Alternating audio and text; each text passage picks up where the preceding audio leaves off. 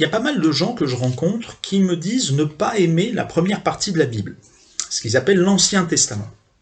Ils disent beaucoup préférer le Nouveau Testament et en particulier les évangiles.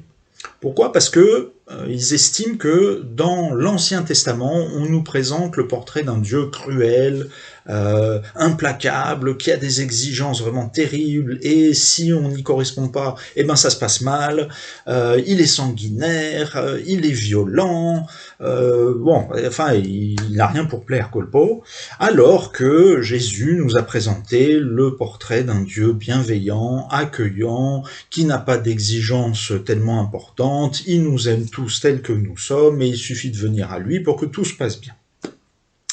Et donc, ils disent, oh non, l'Ancien Testament, j'ai pas envie de le lire, je me concentre sur le Nouveau. Il me semble qu'une manière de voir les choses comme ça est un peu problématique. En tout cas, pour ma part, elle me met mal à l'aise, et pour 3 raisons principales. La première, c'est que si on essaye de faire attention à la logique qu'il y a derrière ça, eh ben, on est en train de scier tout simplement la branche sur laquelle on est assise. Parce que le Nouveau Testament, l'enseignement de Jésus lui-même, est incompréhensible si on évacue toute la première partie de la Bible hébraïque. Jésus était juif.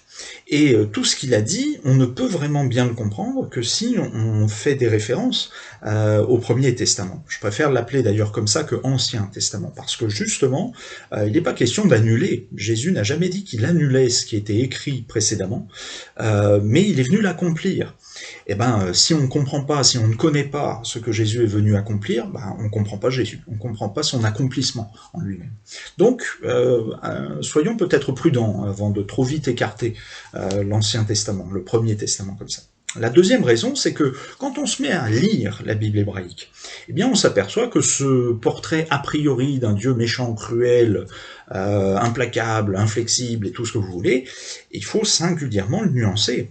Le nombre de psaumes qui nous parlent de la compassion, de la bonté, de la fidélité de Dieu, les appels qu'on va trouver dans les livres prophétiques, les visions qui sont là d'un avenir réconcilié pour les temps messianiques, les moments où les prophètes expriment combien Dieu lui-même souffre de voir son peuple souffrir à cause de son infidélité à lui, c'est quand même quelque chose qui n'est pas du tout annexe dans tout le texte du Premier Testament. Et la plupart du temps d'ailleurs, quand on voit de la violence dans la Bible hébraïque, c'est la violence des hommes.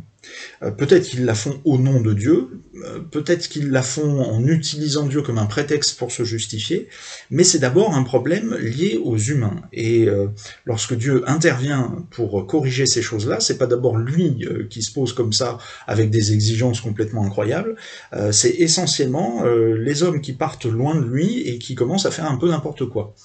Moi en plus je suis désolé, mais je trouve que c'est pas mal d'actualité comme vision, et on aurait donc intérêt à se repencher sur la façon dont la Bible hébraïque nous donne des enseignements par rapport à ça, pour essayer de comprendre comment ça se fait que ça va si mal en ce moment chez nous, et pour nous.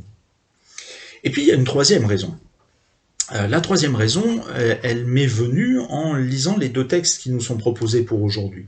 Quand on se met à comparer ces 2 textes, et ça arrive plus d'une fois finalement, quand on compare un texte du Premier Testament et un texte des Évangiles, on se rend compte que parfois Jésus il est beaucoup plus radical, beaucoup plus dur lui-même que ce qu'on peut lire d'équivalent dans la première partie de la Bible.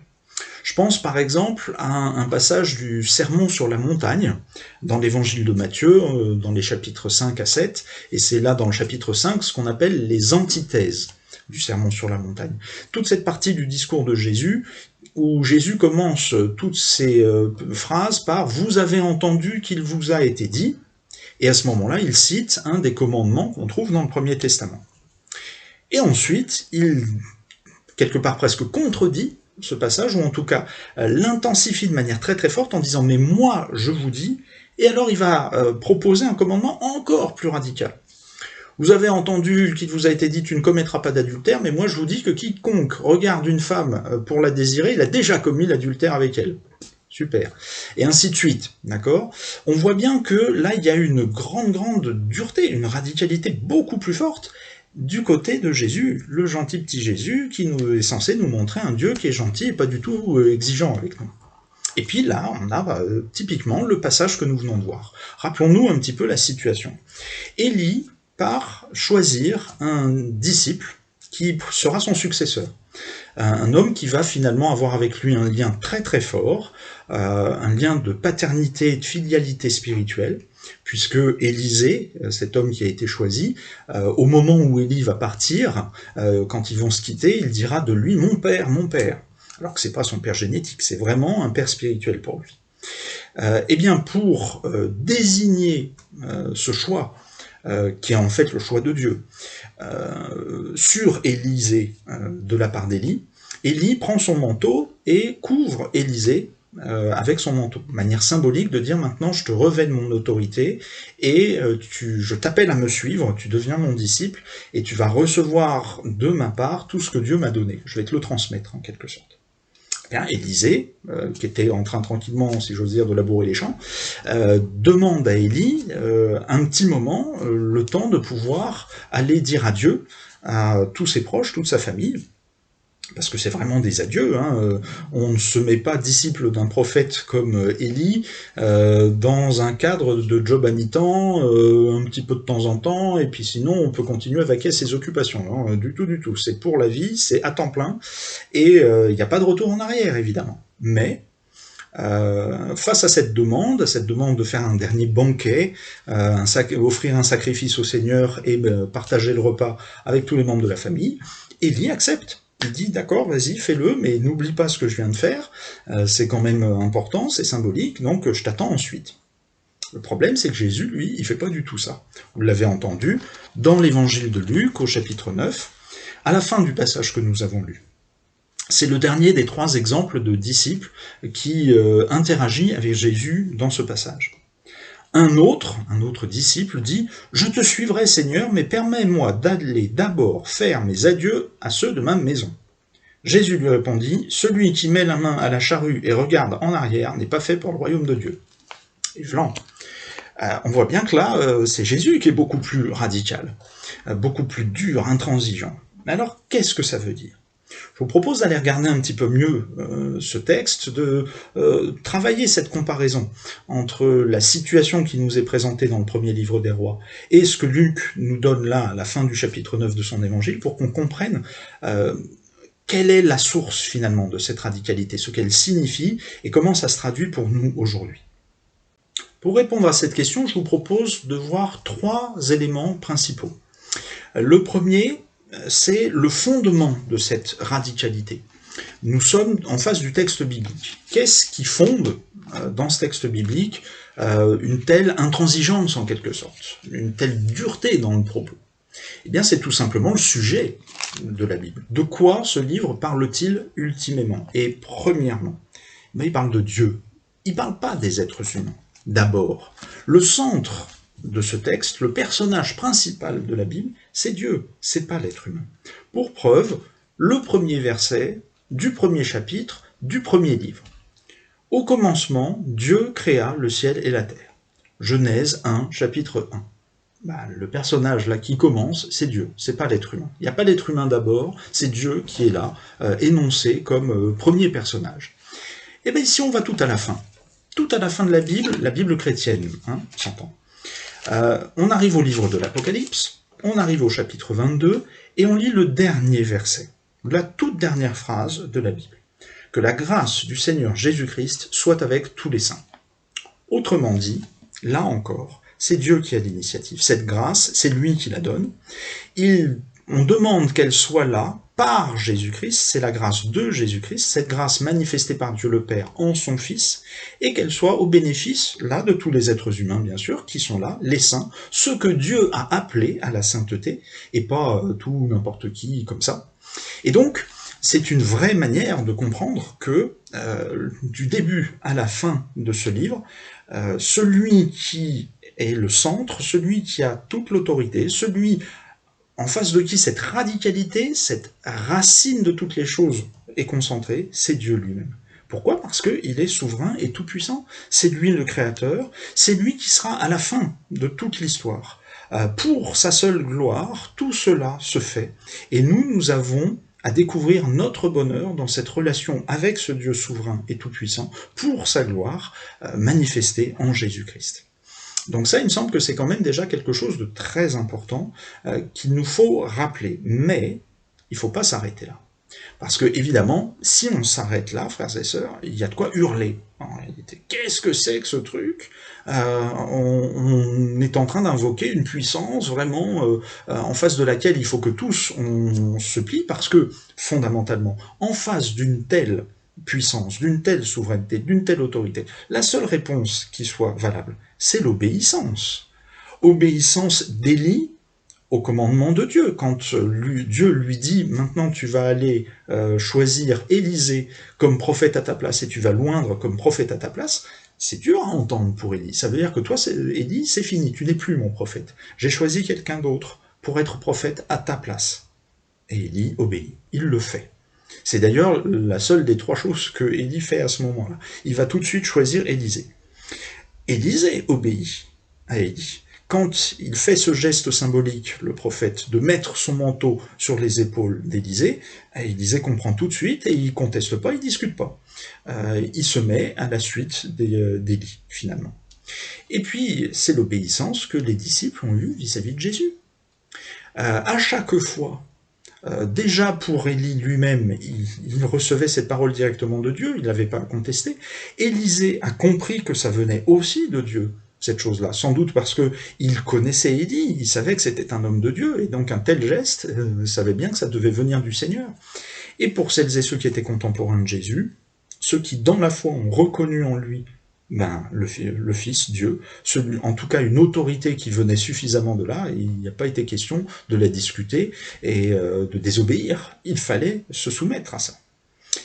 Et cette obéissance donc, il faut y faire très attention, parce que si on la prend comme ça toute seule, c'est la porte ouverte à tous les abus. On peut avoir là, à ce moment-là, des contraintes spirituelles, des abus sexuels, des abus financiers, parce que, évidemment, c'est très facile que n'importe qui dise « Ah ben oui, Dieu est souverain, et moi je viens vous dire, de la part de Dieu, telle et telle chose, donc maintenant vous vous soumettez à Dieu, mais en fait à moi, derrière, parce que c'est moi qui vous amène tout ça. » Donc, il faut faire très attention, et ne pas s'en tenir seulement à ça. C'est pourquoi il y a une deuxième étape très importante, dont il faut se rappeler tout le temps. Cette deuxième raison, elle est finalement, il est impossible de la détacher de la première, et on ne peut pas la prendre elle-même pour elle toute seule. Il faut qu'elle vienne compléter absolument la première affirmation, et elle doit renvoyer toujours à cette première pour que les deux s'équilibrent. C'est que, nécessairement, notre rapport à Dieu doit être marqué par notre propre humilité. Il n'est pas question de mettre la main sur Dieu par nous-mêmes. Nous, les êtres humains, nous avons à reconnaître sa souveraineté et à nous y soumettre en faisant attention de ne pas prendre finalement l'initiative là-dedans. Pourquoi je dis ça? Parce que c'est exactement le problème qui s'est posé pour Élie. Il faut bien comprendre tout le passage que nous venons de lire. Il commence de façon un petit peu brutale. Là, le verset 16, on ne sait pas trop qui lui parle, à Élie, comment ça se fait. Il se trouve que c'est Dieu qui lui donne les ordres d'onction qu'on a entendus. Et il faut bien comprendre pourquoi il fait ça.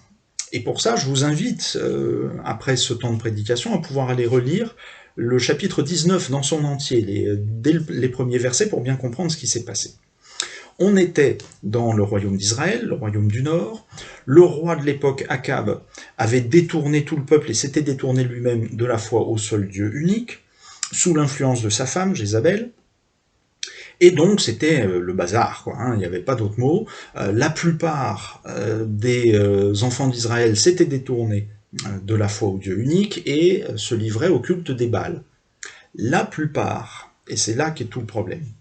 Élie, quand il est arrivé face à tout ça, lui, il a cru qu'il était devenu tout seul, qu'il était le seul fidèle au Dieu d'Israël, au Dieu vivant. Et donc, pour démontrer la souveraineté, la puissance du Dieu qu'il servait, il a lancé un défi à 400 prophètes de Baal, les prophètes du roi, et en proposant une espèce de concours de sacrifice. Relisez ça, vous verrez, c'est assez amusant d'ailleurs comme manière de voir le concours, en tout cas lui-même. Finalement, évidemment, le Dieu vivant se révèle à l'issue de ce concours pour démontrer, en effet, que c'est lui le seul vrai Dieu.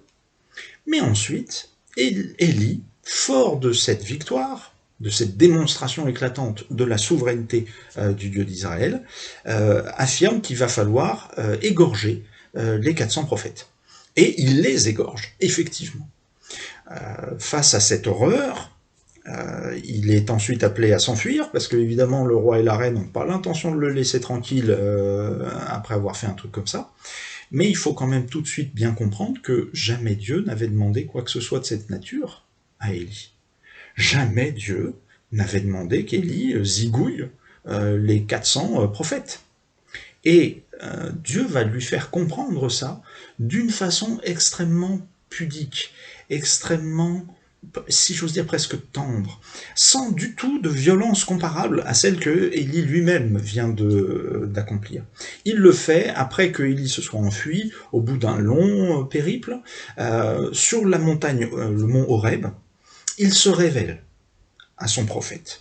Et le texte nous dit bien que différents phénomènes naturels terribles se produisent, un tremblement de terre, un vent violent, un feu, et à chaque fois, Dieu n'est pas là, Dieu n'est pas là, Dieu n'est pas là. Et finalement, il y a un murmure doux et subtil, disent beaucoup de traductions. Littéralement, le texte hébreu dit un silence broyé, la voix d'un fin silence broyé. Broyé? Oui, broyé.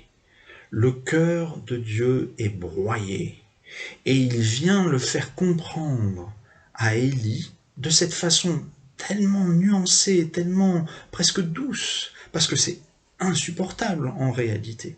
Tu m'as brisé le cœur, Élie, en faisant quelque chose que je t'avais jamais demandé.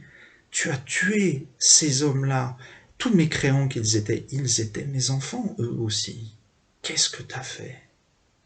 Vous voyez, cette manière de parler montre bien que Élie, là, il était allé beaucoup trop loin, en se croyant autorisé à faire justice lui-même.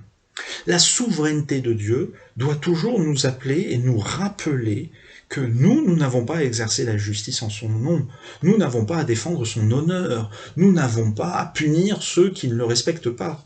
C'est exactement ce que Jésus a fait comprendre à Jacques et Jean, lorsque, en voulant passer dans le village des Samaritains, quand ils se sont aperçus que les Samaritains ne voulaient pas les accueillir, Jacques et Jean se sont dit « Oh là là, est-ce que tu veux, Seigneur, qu'on fasse déclencher le feu du ciel sur tout cela ?» Ils étaient pris par le mauvais esprit d'Élie. Et Jésus, de manière sévère, vient leur dire « Vous ne savez pas de quel esprit vous êtes animés, là. Arrêtez-moi ça tout de suite. » Donc on voit bien que il faut être très prudent avec ça, parce que aujourd'hui, on a un problème avec la radicalité.